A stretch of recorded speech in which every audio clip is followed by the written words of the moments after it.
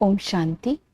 24 जून 2025 की मातेश्वरी जी के स्मृति दिवस पर चले हुए मम्मा के महावाक्य। आज इस मुरली से हम फ्लो चार्ट को देखेंगे और मम्मा की विशेषताएं और ज्ञान की स्पष्टता, इन बातों को किसी एक पॉइंट को आज धारण करने का लक्ष्य रखेंगे। जैसे कि आज की मुरली से हम लक्ष्य रखते हैं कि बाबा ही संसार है। इस बात को जीवन में धारण कर संपूर्णता की स्टेज पर पहुंचना है। आज की मुरली से हम स्वमान लेते हैं, मैं अलौकिक प्राप्तियों से संपन्न आत्मा हूं। बाप दादा ने आज हमें ये स्मृति दिलाई है कि जैसे ही देह अभिमान को छोड़ते हैं, देही अभिमानी बनते हैं, तो सर्व अलौकिक प्राप्तियों के अधिकारी बन जाते हैं। तो हमें नशा रहना चाहिए इस दुनिया को जो पुकार रही है। हम उस ईश्वर की गोद में पल रहे हैं, अतीन्द्रिय सुख के झूले में झूल रहे हैं। ऐसे हाईएस्ट अथॉरिटी के हम बच्चे हैं। तो इस स्मृति में रहकर अलौकिक प्राप्तियों को आज सारा दिन चिंतन में रखना है।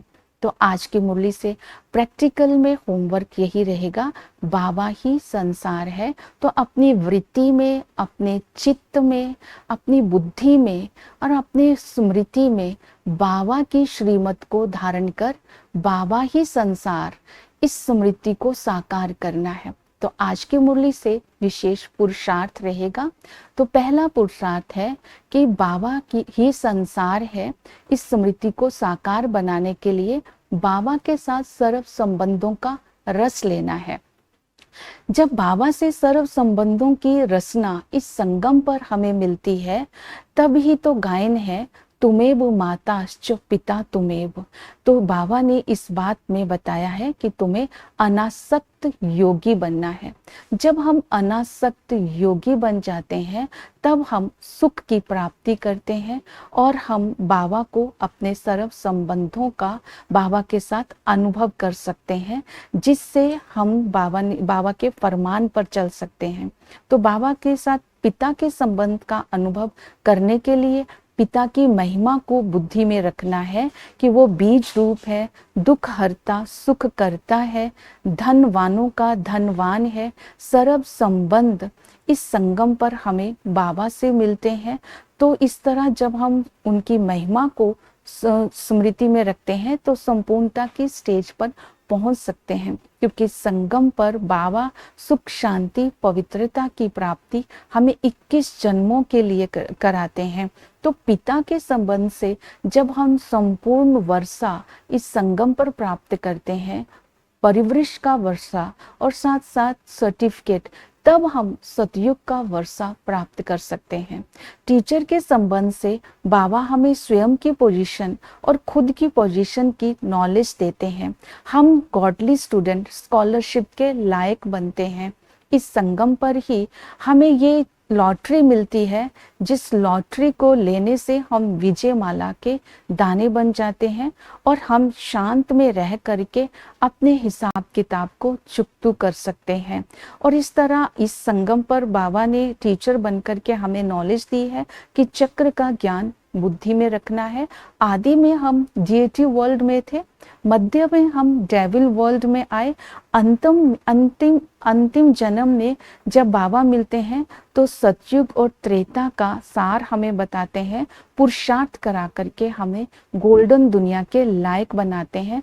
कि हमें ये स्मृति दिलाते हैं, ऐसा पुरुषार्थ करना है, पाठ बजाने तो आना ही है, क्यों ना सर्वोत्तम पाठ बजाया जाए।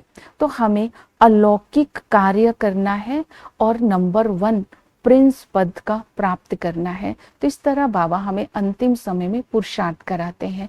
सतगुरु आकर के हमें प्यूरिफाइड करते हैं, गुलगुल बनाते हैं, अपवित्रता के गुणों अपवित्रता को हमारे अंदर से निकालते हैं। तो ऐसे सतगुरु के संबंध से बाबा को याद करना है। फिर मम्मा ने कहा है कि संपूर्ण निर्विकारी बनना है।